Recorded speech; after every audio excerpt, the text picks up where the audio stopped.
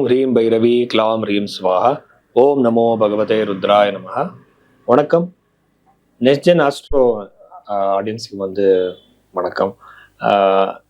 நான் இந்த ஜோதிடத்தில் ஃபேமிலியில் பிறந்த ஒரு ஆள்.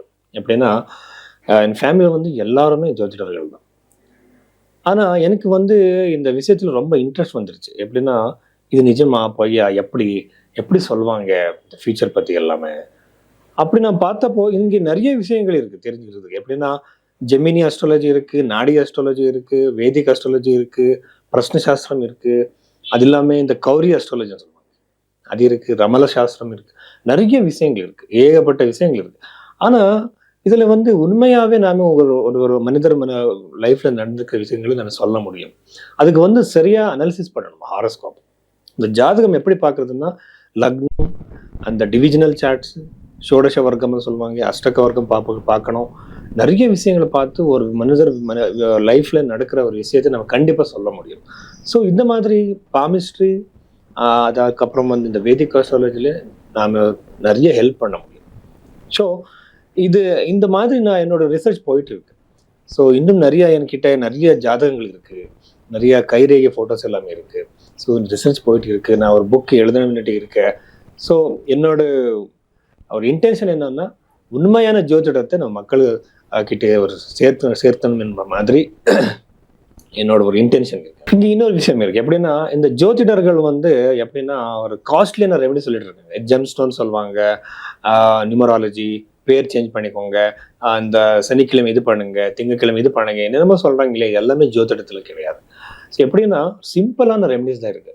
இப்போ புருஹத் பராசர ஓரசாஸ்திரம் எடுத்துக்கோங்க. அங்கே பராசர மகர்ஷி சிம்பிளான ரெமெடி சொல்லியிருக்காங்க. மந்திர ஜபம் சொல்லியிருக்காங்க, தானங்கள் சொல்லியிருக்காங்க, கஷ்டத்தில் இருக்கிறவருக்கு, ஏழைகளுக்கு ஏதாவது உதவி செய்யுங்கன்ற மாதிரி சொல்றாங்க. ஸோ இதுதான் சிம்பிளான ரெமெடிஸ். இந்த ரெமெடிஸ் பண்ணாலே போதும், கிரகங்கள் சாந்தியாகும். அது இல்லாமல் நாம் நினைச்சிட்டு இருக்கிற அந்த ஒரு பிரச்சனை கூட சால்வ் ஆகிடும். ஸோ இதுதான் உண்மையான ஒரு ஜோதிடம். ஆனால் இங்கே என்னன்னா அவர் என்னென்னமோ சொல்றாங்க, பணம் வாங்குறதுக்காக என்னென்னமோ பொய் சொல்லிட்டு இருக்காங்க. அதெல்லாம் நம்பாதீங்க. சிம்பிளான ரெமெடிஸ் பண்ணிட்டு நம்ம இந்த பிரச்சனையிலேருந்து வெளியே வர்றதுக்கு வாய்ப்பு கண்டிப்பாக இருக்கு. உண்மையான ஜோதிடத்தில் அதுதான் இருக்கு. உண்மையான ஜோதிடம் இன்னொரு விஷயம் என்னன்னா, நமக்கு வந்துட்டு இருக்கிற அந்த பிளானட்டரி காம்பினேஷன்ஸ் என்ன இருக்கு, அது எல்லாமே நம்ம செஞ்சிருக்கிற கர்மத்தினால தான் வந்துட்டு இருக்கு இல்லையா. ஸோ அந்த நெகட்டிவ் கர்மம் செஞ்சதுனால தான் இந்த பிளானட்டரி காம்பினேஷன் இருக்கு. அது நாம எக்ஸ்பீரியன்ஸ் பண்ணி தான் ஆகணும். நம்ம தலையெடுத்து யாராலையும் மாற்ற முடியாது. ஆனால் அதை ரெடியூஸ் பண்ண முடியும், அது நம்ம கம்மி பண்ண முடியும். ஸோ அதுக்காக தான் நான் உண்மையான ஒரு ஜோதிடத்தை மக்களுக்கு நான் சொல்லணும்ன்ற மாதிரி தான் இந்த ப்ரொஃபஷன் ஃபாலோ பண்ணிட்டு இருக்கேன். இன்னைக்கு மேஷராசி அவருக்கு இந்த செப்டம்பர் மாதத்துல என்னென்ன நடக்க போகுதுன்ற மாதிரி பார்க்கலாம். ஸோ ஒரு ஜாதகம் பார்க்குறப்போ இங்க நாம ஒரு வெறும் ராசி பார்க்கக்கூடாது. இதுக்குன்னா ராசி சந்திரன் ஒரே ராசியில 2 நாள் இருப்பா, 2.5 days. ஸோ எல்லாருக்குமே ஒரே ராசி இருக்கும். ஆனாலும் கூட ஜென்ரலா சில ப்ரெடிக்ஷன்ஸ்களை நம்ம சொல்ல முடியும். இன்னொரு விஷயம் என்னன்னா, நம்ம நாடியோட அஸ்ட்ராலஜிகள் படி அந்த நாடி அஸ்ட்ராலஜியில ஒரு இந்த தசை பார்க்க மாட்டாங்க.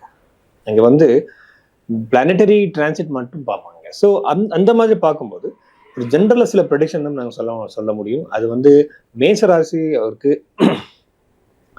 மேஷராசாதிபதி குஜன், செவ்வாய்ன்னு சொல்லுவாங்க இல்லையா.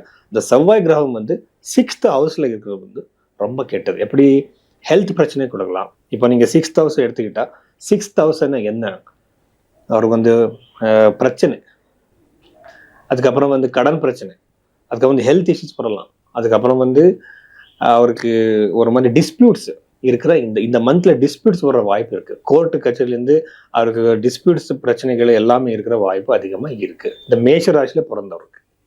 அதுக்கப்புறம் இது ஸ்டூடெண்ட்ஸ்க்கு ரொம்ப நல்லாவே இருக்கு இந்த டைம் பீரியட், இந்த செப்டம்பர் மாதம். இதுக்கான ஏதாவது இன்டர்வியூஸ் இருந்தா, ஏதாவது புதுசான ஒரு எக்ஸாம்ஸ் இருந்தா கண்டிப்பா அவருக்கு சக்சஸ் இருக்கு. அதுக்கப்புறம் இந்த மேஷ ராசிக்கு 2nd ஹவுஸ் லார்டு சுக்ரன் இருக்கு. ஸோ சுக்க கிரகம் நான் 3rd ஹவுஸ்ல இருக்கிறது எங்கேயாவது உங்க பணம் ஸ்ட்ரக்கா இருந்தா கண்டிப்பா பணம் திரும்பி வரும். அதிகமான ஒரு சான்ஸ் இருக்கு. ஃபைனான்சியல் ப்ரோக்ரஸ்க்கு, இன்வெஸ்ட்மெண்ட்டுக்கு இது ரொம்ப நல்லா தேதி. ஸோ அதுக்கப்புறம் இந்த மேஷராசியில் பிறந்தவருக்கு ஒரு பை பர்த்டே அவருக்கு அக்ரெசிவ்னஸ் இருக்கும். ஸோ அவர் ரெமெடிஸ் பண்ணி தான் ஆகணும். இதுக்குன்னா ஸ்ட்ரைட் ஃபார்வர்டு பேசுறது, எப்படின்னா குஜன் செவ்வாய் வந்து ஒரு சோல்ஜர்ன்னு சொல்லுவாங்க. அதுக்கு ரெட் கலர்ல இருக்கும் அந்த பிளானெட். ஸோ அந்த மாதிரி அந்த கலர் கொடுத்துருக்காங்க. ஸோ அந்த ராசியில பிறந்தவர் வந்து இந்த செவ்வாய் கிரகத்துக்கு வந்து ஏதாவது ரெமெடி பண்ணி தான் ஆகணும். ரெமெடின்னா பெருசான பூஜை பண்றது இல்லை. இது வந்து இந்த செவ்வாய் கிரகத்துக்கு சம்பந்தப்பட்ட ஒரு மந்திரத்தை ரெகுலரா நீங்க சாண்ட் பண்ண போதும். ஸோ அது அந்த சாண்ட் பண்ணும்போது அந்த வைப்ரேஷன்னால அந்த கிரகம் சாந்தி ஆகிடும். உங்களுக்கு இருக்கிற அந்த அக்ரெஷன் கூட கம்மியாயிடும். ஸோ அக்ரெசிவ்னஸுக்கு இது ரொம்ப இம்பார்ட்டண்ட்டான ரெமெடி. அதுக்கப்புறம் வந்து நீங்க சைக்காலஜி படி பார்த்தா அந்த ப்ரோக்ரெசிவ் மசில் ரிலாக்ஸேஷன் ஒரு சிம்பிள் டெக்னிக் இருக்கு. நீங்க கூகுள் பண்ணிட்டா நீங்க உங்களுக்கு தெரிஞ்சிடும். அது ப்ராக்டிஸ் பண்ணாலும் கூட உங்க கோபம் கம்மியாயிடும். ஸோ இந்த மாதிரி நீங்க இந்த மார்ஸுக்கு சம்மந்தப்பட்ட ரெமெடிஸ் பண்ணுங்க. ஆனா இந்த தேதி வந்து இந்த செப்டம்பர் மாதம் வந்து ரொம்ப ரொம்ப சக்சஸ்ஃபுல்லா இருக்கு. இன்வெஸ்ட்மெண்ட் பண்றவருக்கு அதுக்கப்புறம் வந்து கல்யாணம் விஷயத்துக்கு சம்மந்தப்பட்ட ஏதாவது பிரச்சனை இருந்தா, உங்க கல்யாணம் டிலே ஆகிட்டு இருந்தா, அவருக்கு வந்து இந்த மாதத்துல செப்டம்பர் மாதத்துல ஒரு நல்ல அலையன்ஸ், நல்ல ப்ரொபோசல் கிடைக்கிற வாய்ப்பு இருக்கு. எஸ்பெஷலி பெண்களுக்கு இந்த கல்யாணம் டிலே ஆகிட்டு இருந்தா அவருக்கு கண்டிப்பா கல்யாணம் நடக்கும். திருமண யோகம் கண்டிப்பா இருக்கு இந்த செப்டம்பர் மாதத்துல. ஸோ அதுக்கப்புறம் வந்து இந்த செவ்வாய் கிரகத்துக்கு வந்து செவ்வாய் தோஷம் சொல்லுவாங்க இல்லையா, இந்த இது எல்லாமே ரொம்ப டீப்பா நம்பாதீங்க. ஸோ செவ்வாய் தோஷம்ன்றது வந்து சில கண்டிஷன்ஸ் இருக்கு. அது அந்த பிளேஸ்ல தான் இருக்கணும். இந்த மேட்ச் மேக்கிங் பண்ணும்போது அந்த இந்த 2 பேருக்குமே அந்த செவ்வாய் தோஷம் அது கேன்சல் ஆகிடும். இன்னொரு விஷயம் இருக்கு. என்ன குரு சொன்னாங்க எப்படின்னா, நான் ரொம்ப ஃபாலோ பண்றது வந்து கே.என். ராவ் அவர்கள்.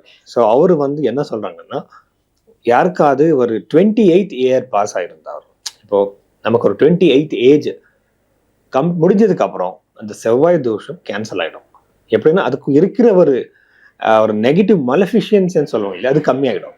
ஸோ அதனால இந்த செவ்வாய் தோஷத்துக்கு ரொம்ப பயப்பட தேவையில்லை. அது இருக்கிற பிளேஸு அது இன்னொரு எக்ஸாம்பிள் இருக்கு. இப்படி எப்படின்னா செவ்வாய் தோஷம் இருக்கு, ஜூபிட்டர் ஹாஸ்பிட்டல் இருந்தால் கூட கேன்சல் ஆகிடும். அது சும்மா பயப்படுறாங்க, என்னென்னமோ ரெமெடிஸ் பண்ணுறாங்க. ஸோ அப்படி பயப்படுற தேவையில்லை. நீங்கள் வந்து இந்த ராசி பலம் பார்க்கும்போது இந்த மாதம் வந்து மேஷ ராசி அவர்களுக்கு ரொம்ப ரொம்ப நல்லது, பாசிட்டிவாக இருக்கிறது சொல்லலாம். என்னன்னா நான் நிறைய பேருக்கு ரெமெடிஸ் பற்றி சொல்லியிருக்கேன். ஸோ ரெமெடிஸ் என்னன்னா யந்திரம், மந்திரம், தந்திரம். ஸோ இந்த 3 விதமான ஒரு ரெமெடிஸ் இருக்கு. ஸோ நான் யூஸ்வலாக சஜஸ்ட் பண்ணுறது மந்திர ஜபத்தை சஜஸ்ட் பண்ணுறேன். 2வது வந்து யந்திரங்களை நாமே கையால் செஞ்சு நாமே அனுப்புகிறோம். இப்படி இருக்குன்னா நிறைய பேர் வந்து இந்த மார்க்கெட்ல எல்லாமே வாங்கிட்டு வந்து பூஜை பண்ணுவாங்க. அதுக்கெல்லாம் எனர்ஜி இருக்காது. எதுக்குன்னா ஒரு பர்டிகுலரா ஒரு நட்சத்திரத்துல எழுதி பூஜை எல்லாம் பண்ணி அது நம்ம இன்ஸ்டாலேஷன் சொல்லுவாங்க. அந்த டைம்ல பூஜை பண்ணாதான் அதுக்கு எனர்ஜி இருக்கும். 3வது வந்து பூஜைகளை எனர்ஜி சித்தி இருக்கிறவங்க தான் பண்ணணும். ஒரு ப்ரொஃபஷனலா இருக்கிறவர். அதுக்கு எப்படின்னா ஜாதகத்துல பஞ்சமம் பாவம் ஸ்ட்ராங்கா இருக்கிற ஜபம் பண்ணாதான் நல்லது.